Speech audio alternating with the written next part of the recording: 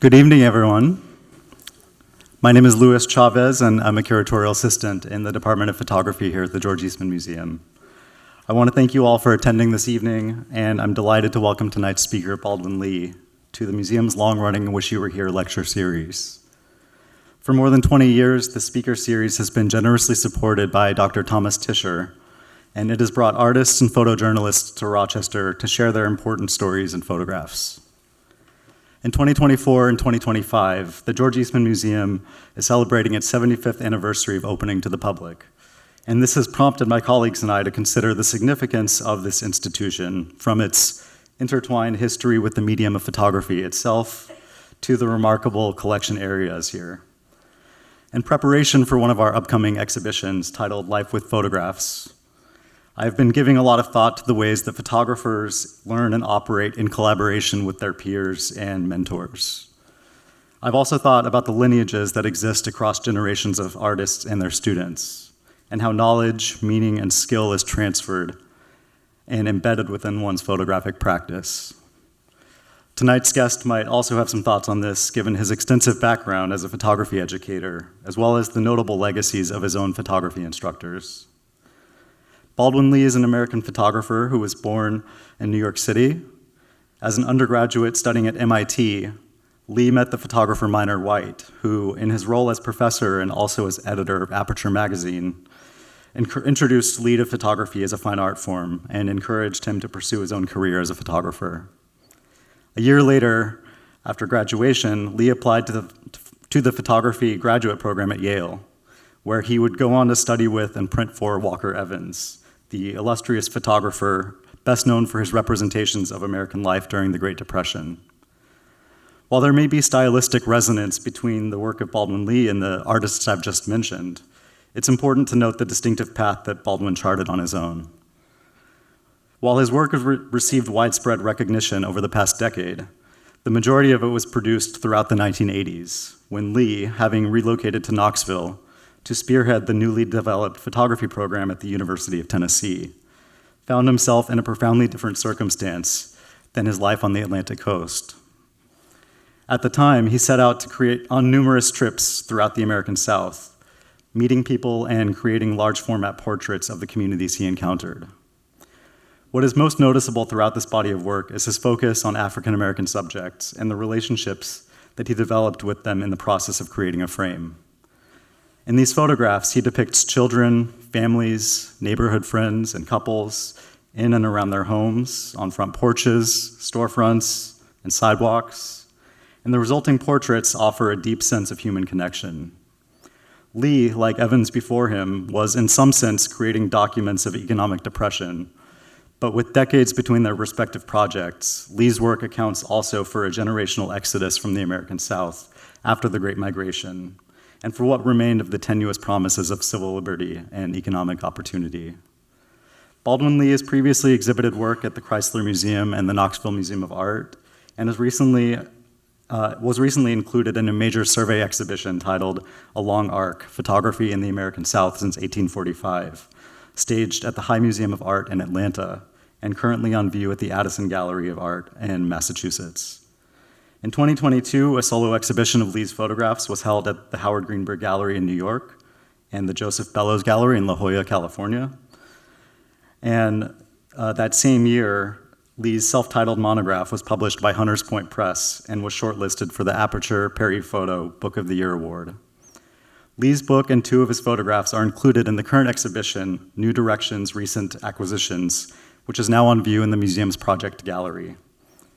I have had the pleasure of organizing this exhibition with our associate curator, Phil Taylor, and I'm quite proud of our efforts. Pardon me? That's okay. I think I got it. There you go. And the exhibition I'm proud to have organized with Phil to bring Baldwin Lee and other artists' outstanding works into dialogue with the museum's collections and its enduring institutional legacy. We welcome you to visit the project gallery after tonight's talk and to return to the museum between now and early October to spend some more time with these important works. And with that, I'd like you to join me in welcoming tonight's speaker, Baldwin Lee.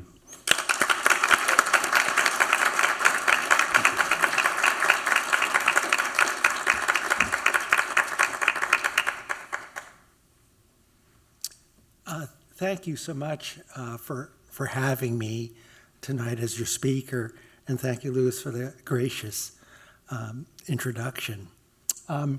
In many ways, Rochester has had a special and personal call for me. One of the important photographers in American history, Minor White on the left, has a great legacy here in the city of Rochester. On the right was my teacher at Yale, Walker Evans. When I began my project, I was, I think, very well prepared. I had taught myself how to photograph people. And I want to just touch on a few personal details. This is a photograph of my mother and father at their wedding in Hong Kong. And my father came to the United States, to New York, to study architecture in 1940. Unfortunately for him, World War II broke out, and although he was a Chinese national, he enlisted in the U.S. Army, in the Army Corps of Engineers, and partook in D-Day. This is a picture of my wife, Maureen. And I knew there was destiny to be fulfilled. Before I was born, my father purchased stock in a company that I think has left a footprint here. And my father told me at age 5 that I would be attending MIT, and every day as an undergraduate at MIT, I would walk down the main corridor and take a left to the lecture hall where I would take my classes in calculus, chemistry, and physics. And at the end of the hallway was this large brass plaque. And everybody would come by and touch the nose for good luck. The things that have occurred for me in the last several years has been wholly unexpected. This is a picture of a statue of Rip Van Winkle, and I feel very much like him, that I had done some pretty good work, but it was largely ignored. But then I awakened, and it was due to the man on the left, my publisher, Barney Kulak. He had seen several of my pictures in an exhibition in a small museum in New Orleans, contacted me and asked if I had an interest in having my work published, and I said yes, and so the rest is history. On the left, as a young boy, my father had me pose with a dictionary. And then as a rebellious person, I became an artist, and I'm depicted on the right. This is a Polaroid SX70 photograph of me taken by Walker Evans in 1973. My sister bought this print for me after it had been deascensioned by the Metropolitan Museum of Art, and it's one of my valuable possessions. Part of my predestination for photography had to do with my father's and now my collection of Leicas. It's a very extensive collection.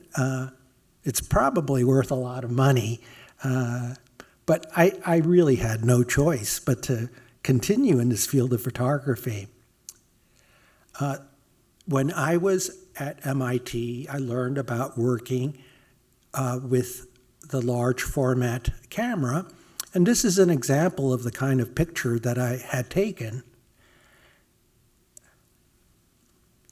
But when I took a teaching position at the University of Tennessee in Knoxville,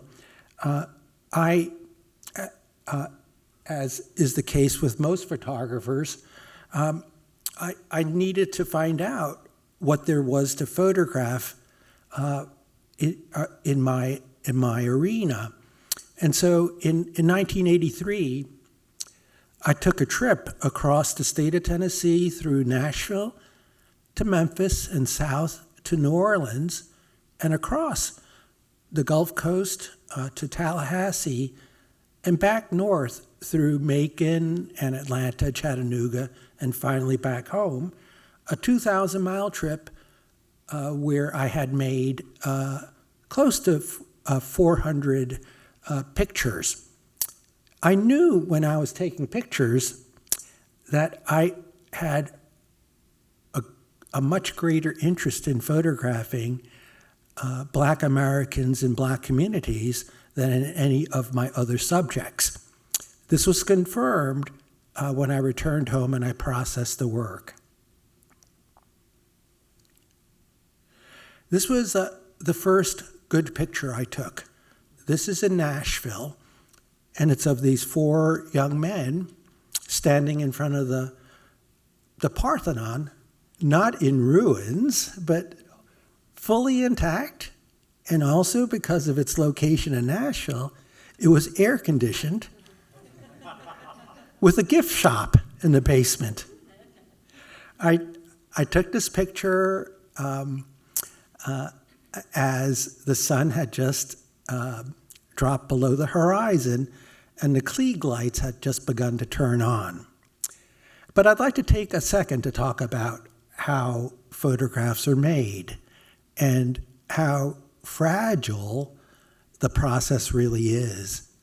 A photograph looks immutable. I mean, there it is. It's a photograph. The subject was there. The camera was there. Everything's permanent, but really not so fast. Here are the pictures which led up to that picture. On the left is this photograph with this column that obviously has suffered and was being held together with these steel straps. And on the right, I found these 2 men sitting, looking at the Parthenon. I asked them to pose, and I positioned the camera so that the crack would seem to come from his head. These were not good pictures. I thought also of a movie I saw as a child of Hercules, destroying the temple, pulling on these chains, and I was so thrilled that this muscle guy was there. I mean, why would you take your weights out into a park? I mean, just whatever. So I took these pictures too, and part of being a photographer is trusting your instinct, and the photographer's instinct alerts the photographer that there's a picture to be made. I always trust my intuition. So I finally made the one that I opened with. How a photographer finds his subject, or more broadly and more importantly, how any artist finds what is going to be the significant body of work that he or she will do, is based on a lot of factors in the upbringing of that person. I grew up in New York City in Chinatown, an insular community, where I experienced a mild amount of racism. But when I traveled through the South and I saw the disparity in treatment of Black Americans, I felt something awakened in me. This is a photograph made by Robert Frank, the Swiss photographer, in 1955 on a street in Charleston, South Carolina. And this photograph exemplifies what it was that really moved me. The idea that the family of this baby would entrust her care to this woman, this Black woman, this very Black woman, I thought exactly personified what race was like in America. That this same woman who is so trusted would not be afforded the opportunity to sit at the same lunch counter. Race has always been and still is a very curious feature of this country.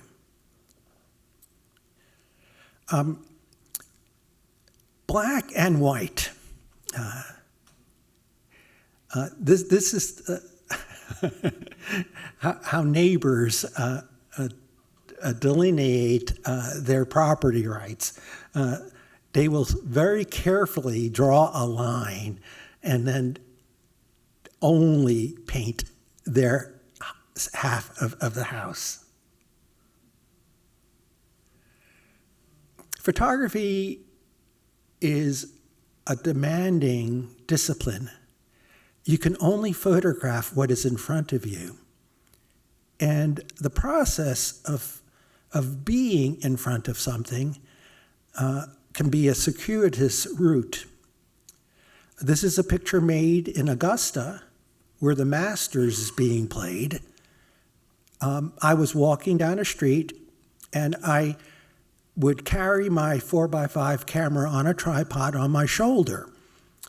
As I was walking down a street, this van slowed and went by me. You know, I grew up in New York and I knew about, having some street smarts. And when the van came back for a second time, I knew that there was something going on. And so the van stopped and a man leaned out the window and he asked me if I was a photographer. And here I am with this monstrous camera on my shoulder. So I say to him, "What's it to you?"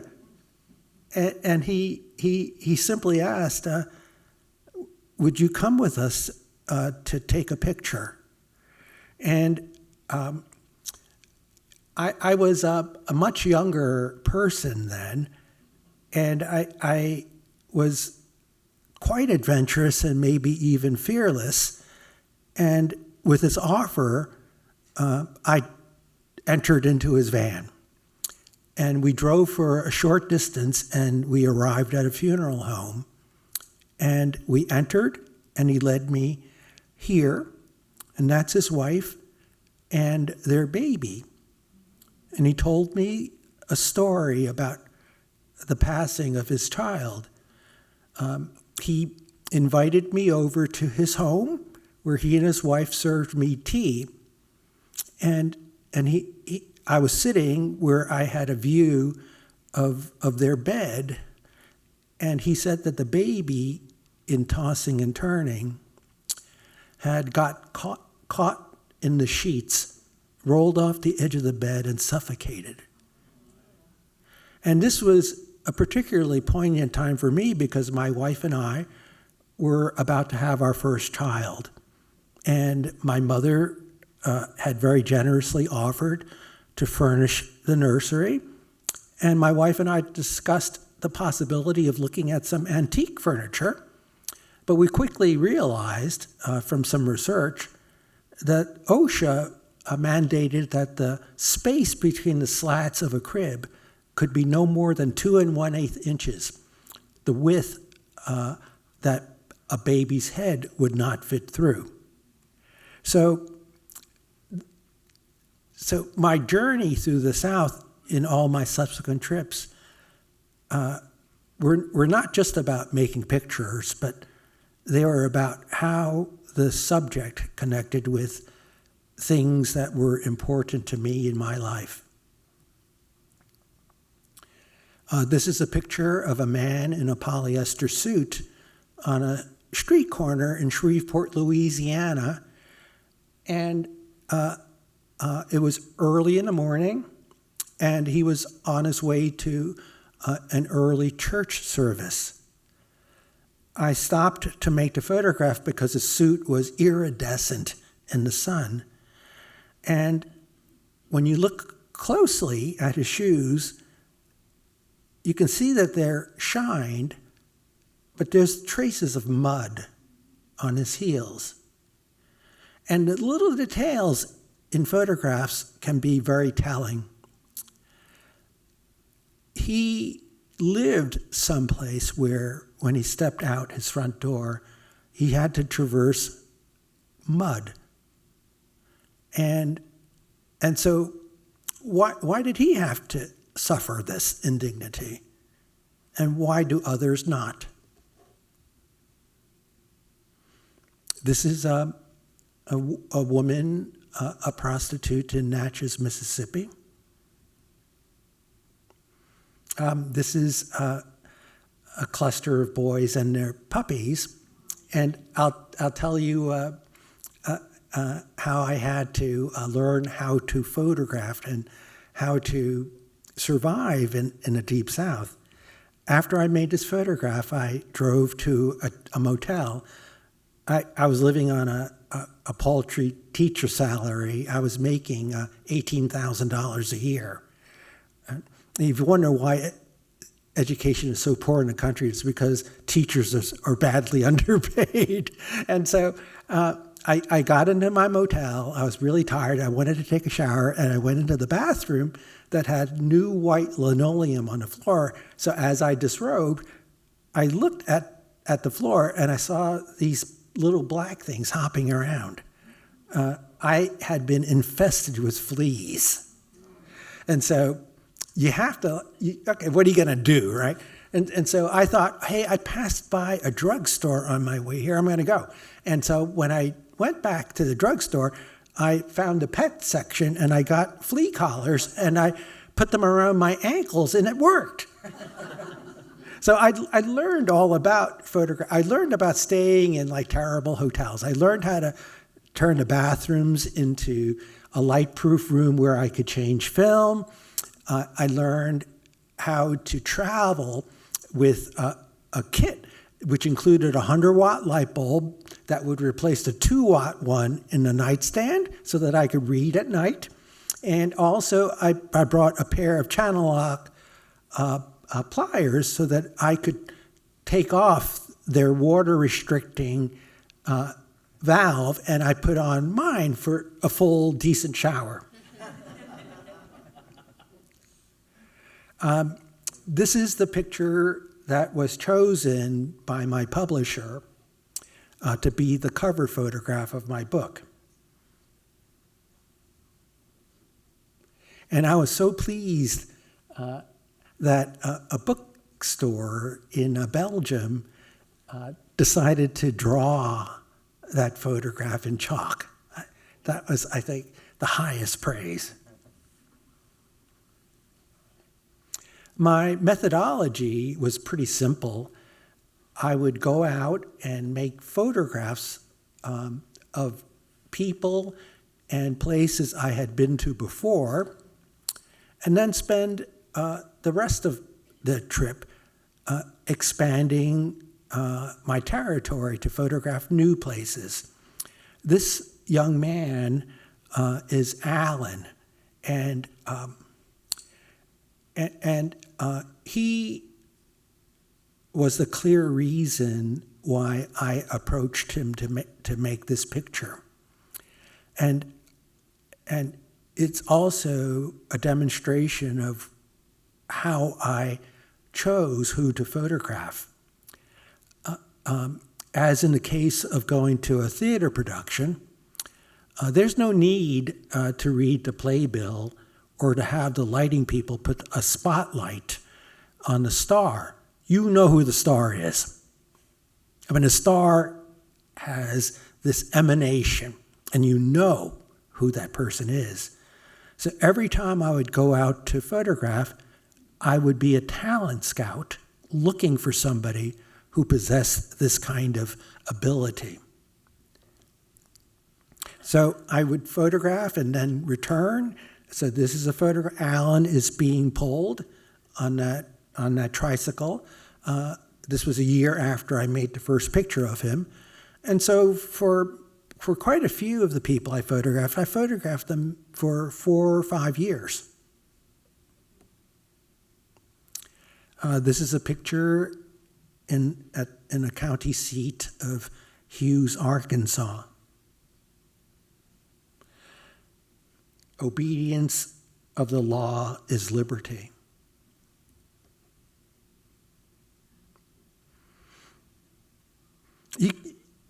When you're out photographing and you're seeing things, you don't have blinders on. You're not just looking at what's in front of you. You're constantly making references to things that you had seen before. And so the photograph on the right, one of the famous and devastating pictures made in the era of the Civil War. But as things may be repugnant, they can also be beautiful.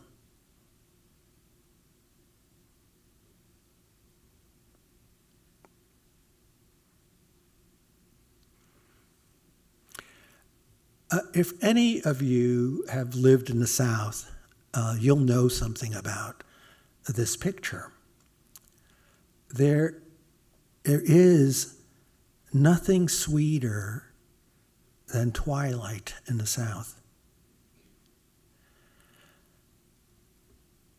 The ravage of the sun in the middle of the day, the heat, the violence of the heat, subsides as the sun begins to set. And when it drops below the horizon, there's a sweetness that becomes undeniable. It's overwhelming. It's this liquid, velvety feel. And this is why people who have had the opportunity to leave the South refuse.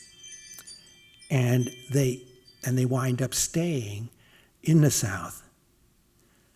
This is a photograph made in a town called Eclectic in Alabama. And I wondered who it was who drove these cars here and what they were about to do. I was not going to stick around to find out. This is made in at night, I would pull out a map. There used to be these paper things you could get from AAA. I don't know if any of you know about this, but you know, it was like Google Maps, except it was better. And I would look for towns with like good names. And so the town is Waterproof, Louisiana. And when I got there, I saw this armadillo. And in the Mississippi Delta, you can see for 20 miles or more. And I saw that a storm was imminent. So I set up my camera and I waited, and I was fortunate when this bolt of lightning struck and I was able to make a picture of this armadillo and the lightning. After the making of the picture, I researched armadillos a little bit and I found out some interesting armadillo facts. So if you learn nothing about photography tonight, I am going to teach you about armadillos. Armadillos are always born as twins. Armadillos are the only animal other than a human being who's capable of contracting leprosy. And in the making of this photograph, another thing about the armadillo is that when it's startled, it jumps up, straight up in the air. And the height that it reaches is exactly the same as the bumper of a car. You will never see a squashed armadillo. They're always whole like this. This is in Vicksburg, Mississippi. Behind me was this beautiful Victorian home with a spectacular, gracious porch. And I talked with a woman who lived there. And she told me something that I thought was really amazing. Behind these shacks was the Mississippi. And so from her front porch, she had this magnificent view of the river. And she told me that she did not like seeing these shacks and had her house lifted off its foundation and rotated 90 degrees.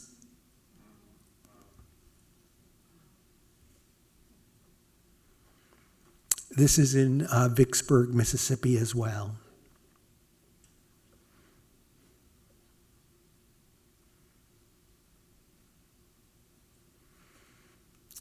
When you're out making photographs, you meet really, really amazing people, really very beautiful people, and sometimes when you're lucky, you get an opportunity to talk about somebody's anatomy in comparison with the natural landscape.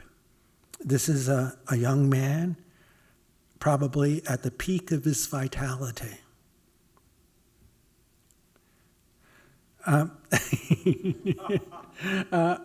you sometimes run across stuff that is like so wonderful. You couldn't invent it. I mean, this woman was as lovely as were her wigs. She just loved that I approached her to ask her permission to take this picture.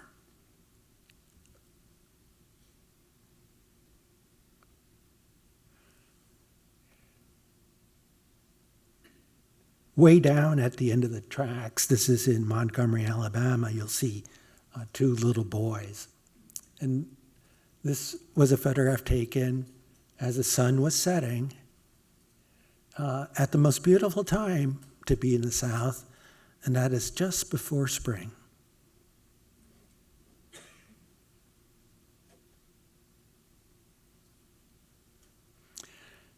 When I was engaged with this project, I had an inordinate amount of success when requesting permission to make the picture.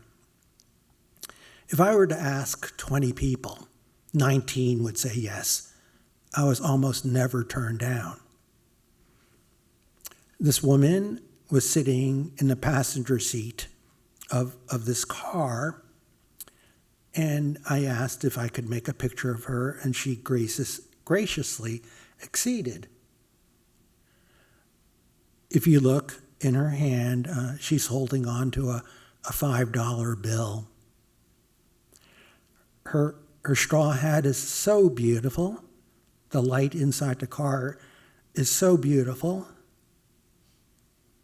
And you can tell by her dress that she makes a living by performing some subservient labor. And so the incongruity of such graciousness in the face of something so beautiful just always made me pause.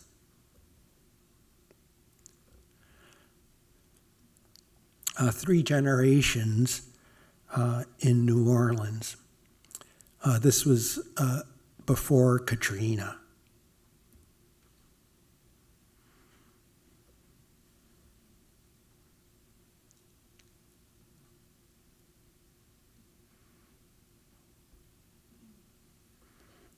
In the Mississippi Delta, this is in a town called Rosedale.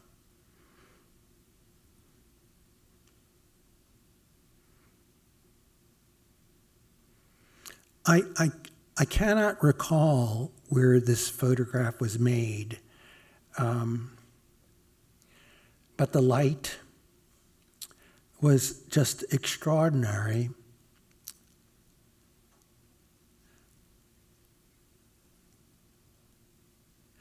And the characters represented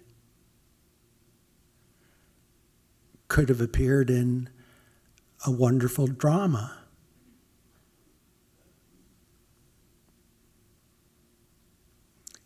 This is in Charleston, South Carolina. And would the Whitney Museum in New York not have paid $1 zillion for that TV and the stuff on top of it? Look, it's a TV when TVs were TVs. You know, where you could actually like control them and watch what you wanted to watch. And then on top of that is a mini boom box, an alarm clock, another TV, and how many of you recognize Diana Ross? So you had every mechanism necessary for entertainment. So I would imagine, you know, just in this home, turning everything on to see something.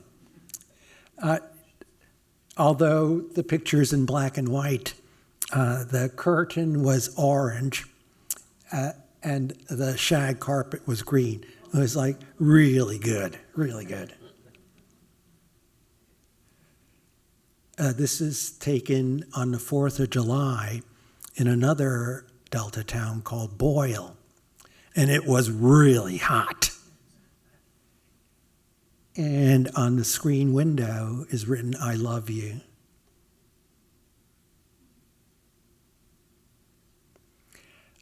I got really good with the camera. I could ask for permission and then finish taking the picture in 30 seconds. And so one of the attributes of the large format camera is that you control its focus. Notice that the boy in front is sharp and clear, as is the boy in the background, something you can't do with a fixed camera. And so I taught myself that when I approached a subject, I would begin to adjust the height of the tripod to enable the best vantage point, and I would begin to like make movements with the lens to accomplish the kind of focus that I wanted. You get pretty good at something when you do it 10,000 times. The same process was put into effect in this photograph in Baton Rouge. When I approached people, I would oftentimes be questioned as to why it was I picked them. And when I told them I thought that they were extraordinary, they would hardly believe me. But I convinced them.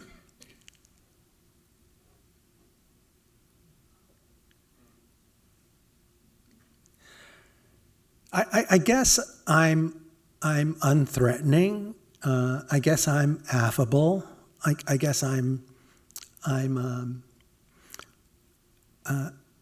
sufficiently unthreatening that people would offer me the kind of behavior that would normally be reserved for friends. People would invite me inside, and they would do things like kiss for a total stranger. This is Easter Sunday in Rosedale, Mississippi.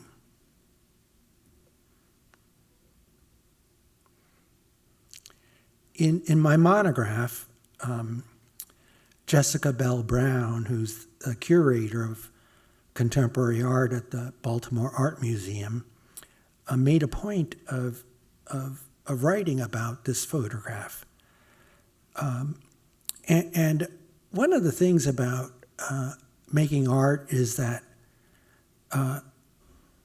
regardless of what it was that you intended, regardless of what you wanted your work to be about, it invariably becomes something else when another person sees it. When I took this photograph, I composed it so that the two white cars would be flanking this tree, and the boy and the white square in his shirt would be in the middle. It was a pretty simple kind of a photograph. But Jessica Bell Brown talked about the fraying of his shorts and what he was holding on to with his left hand, a rope. And at the top of the rope, you can see it's frayed. And so for Jessica Bell Brown, a black woman, the photograph was about, some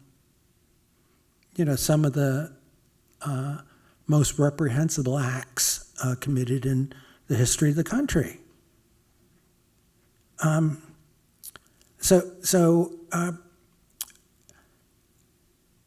an artist, you really can't imagine what else another person may see.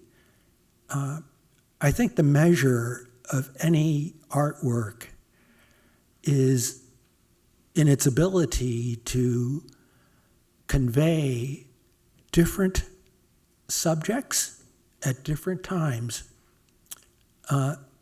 This is why when you visit a museum, you can go and look at the same artwork that you've seen many times before, but this new time you see something else. A work of art is not static. It's a dynamic, everyday changing thing that evolves as you evolve.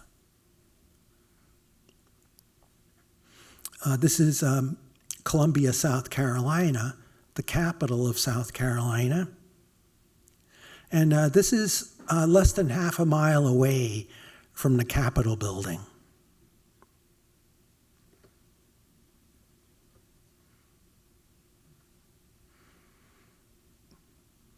This is America. This is Walls, Mississippi. It's just south of the state line where Memphis resides.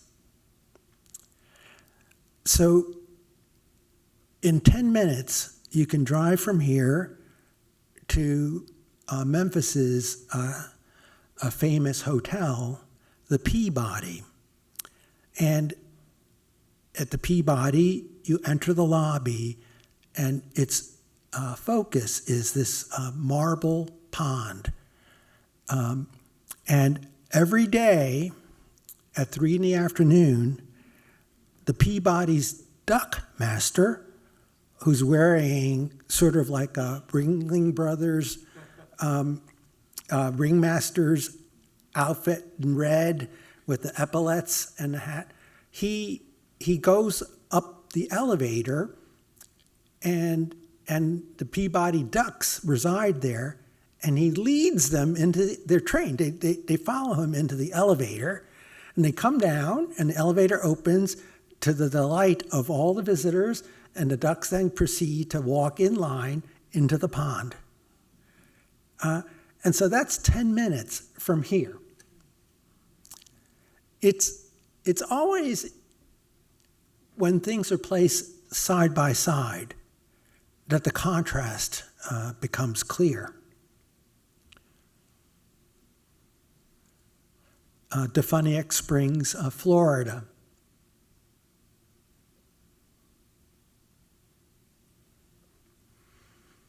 This is Mrs. Fulton's kitchen in Natchez, Mississippi.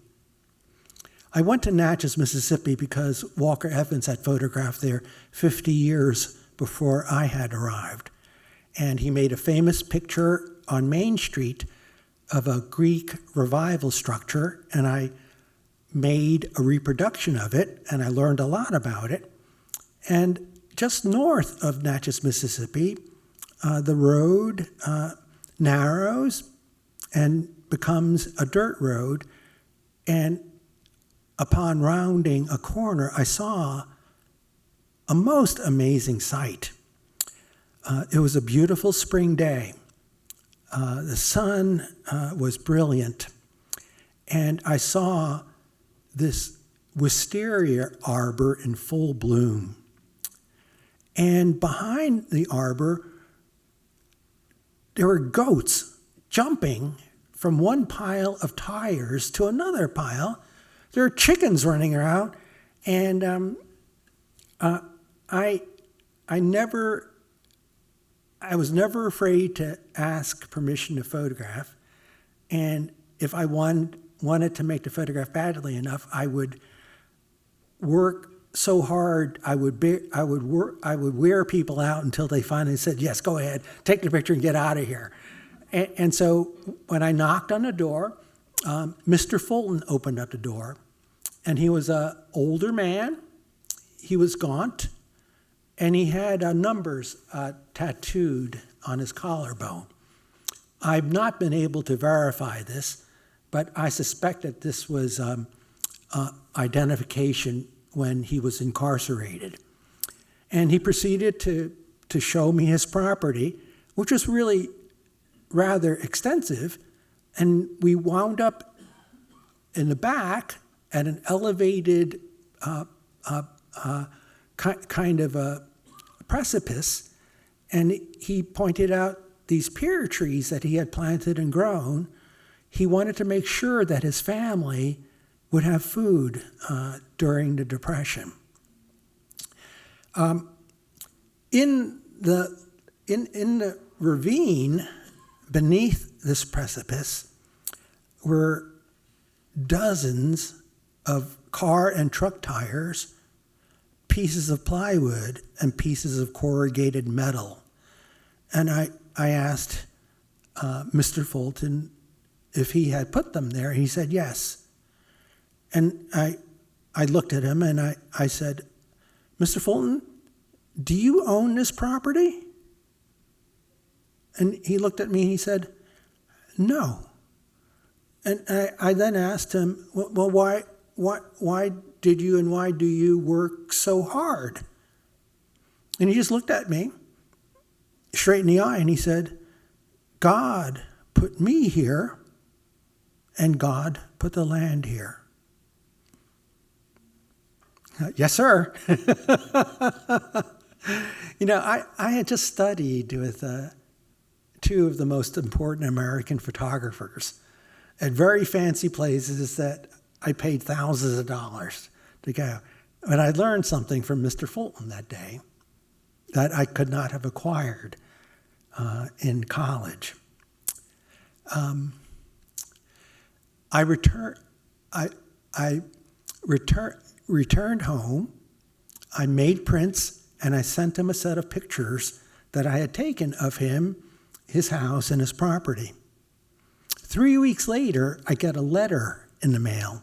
It's this yellowed envelope with crude handwriting. It was from Mr. Fulton.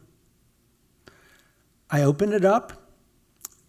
There was a letter, and he said, "Thank you, Mr. Baldwin, for the pictures." And inside the envelope was a $10 bill.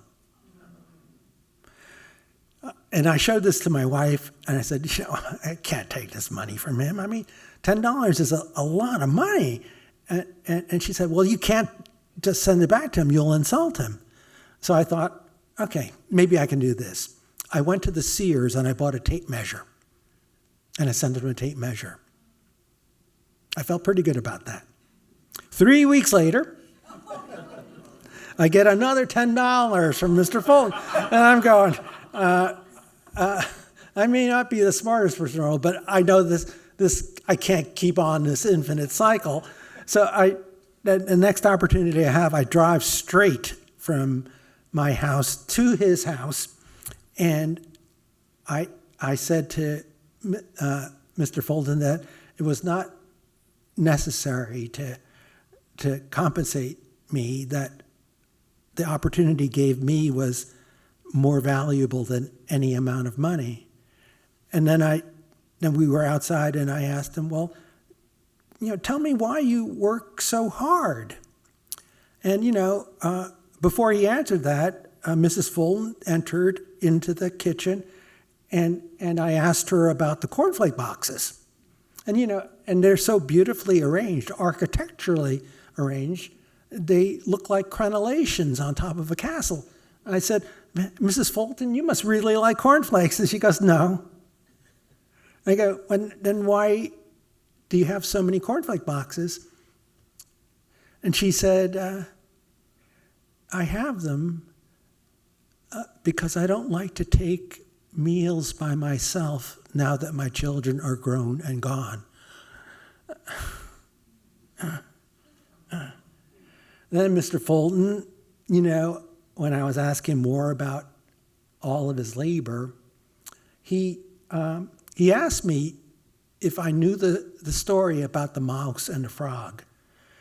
And it turned out that he was telling me his version of an Aesop fable, where the mouse and the frog were friends, and they had one terrible quality. They were mischievous, as he said. And one day they smelled the sweet aroma of freshly milked, fresh milk in a jug. And they couldn't help themselves. They were intoxicated by the aroma, and they perched themselves on a tabletop right above the edge of the container. And they slipped and they both fell into the jug of milk. The sides were too slippery to climb out, and the mouse and the frog lamented their situation, and the mouse said to the frog, our mischievousness has doomed us. We're never going to extricate ourselves from this situation. Whereas the frog had a different point of view. He said, no, we have to keep trying. I mean, there's got to be some way for us to escape this. The mouse succumbed to his pessimism, stopped swimming, drowned, and died. But the frog kept kicking and kicking. And then the surface of the milk began to solidify. He had kicked so much, he churned it into butter, and he was able to hop out. And Mr. Fulton looked at me, he says, Mr. Baldwin, that's why I work. Whoa. Thank you so much for your kind attention. Thank you.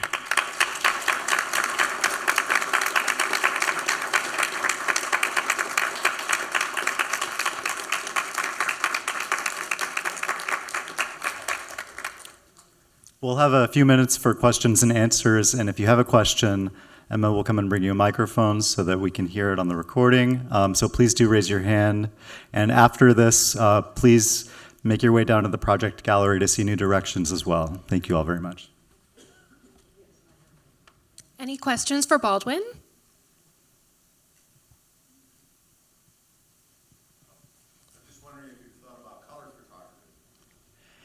No, I never have. And I've done some color work, but it doesn't, for some reason, my personal preference is for black and white.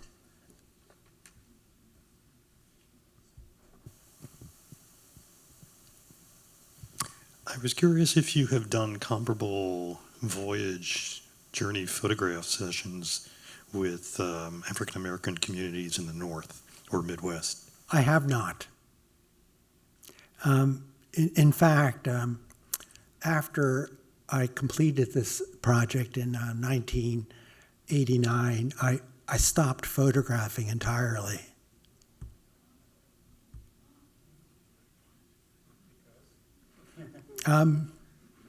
I knew that I had done the best work I could. And a lot of people are very angry with my decision, but I had, I think, some valid reasons. One, after those years, I was just exhausted mentally and psychologically and emotionally. Every day being out there, just it takes its toll. But in a more philosophical and theoretical way, I think that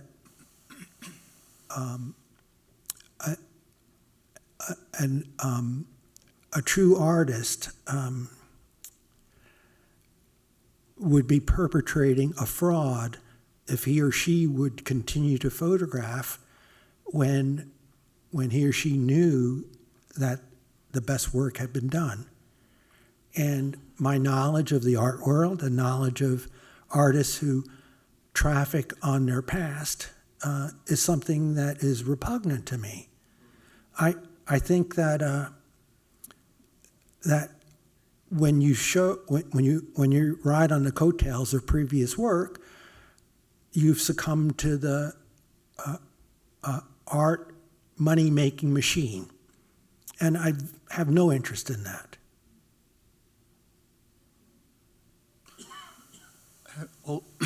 All your characters seem to be very somber.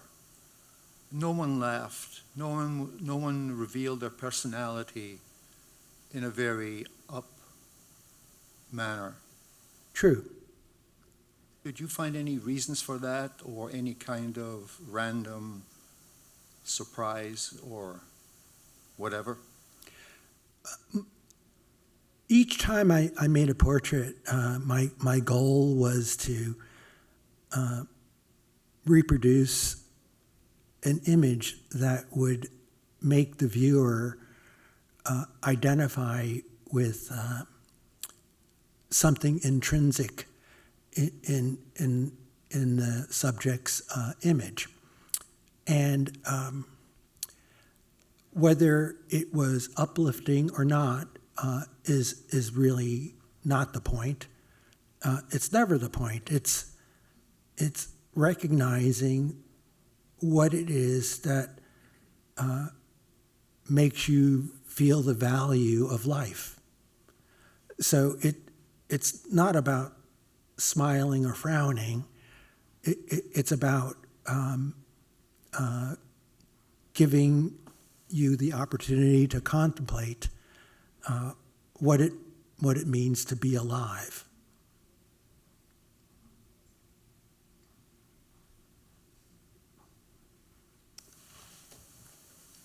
We'll take one more question. Gosh, now I'm feeling the pressure. You're going to do great. You mentioned that some of one in particular had been posed. I'm wondering how many of the pictures you shared today were composed by you versus sort of whatever was happening at the moment. They're all composed. And during this project, I wore two hats. One was that of a photographer, and the other was that of a director. So I would feel as if I was choreographing people for a stage presentation. So everything was totally deliberate, and I would not take the picture until I felt it was right. And so, to the chagrin of a lot of photographers, when I tell them that I only would take two pictures of a particular situation, they're angered. They think I stay there with, well, you know how it is now with your iPhone. You just keep pressing a button, right? And you'll wait till later to figure out whether you have anything good. And not surprisingly, nothing is good. Thank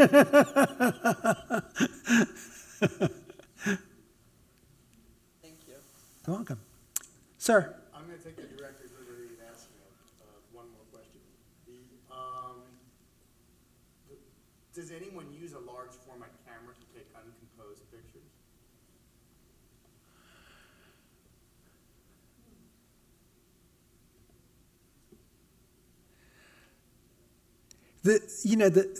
The grand tradition of the large camera, being this cumbersome tripod-mounted device would make you believe that everything would have to be set up and perfect before the exposure was made. But I would like to point to the New York press photographer, Ouija, as an example, who used the large format camera and captured the most spontaneous pictures imaginable. And the practice of using large film, has spurred Kodak to introduce new view camera films. So there's a increasing number of users, and they're trying to invent new ways of using the big camera. So I think this is a very encouraging trend. Mm-hmm. Thank you very much, Baldwin. Thank you.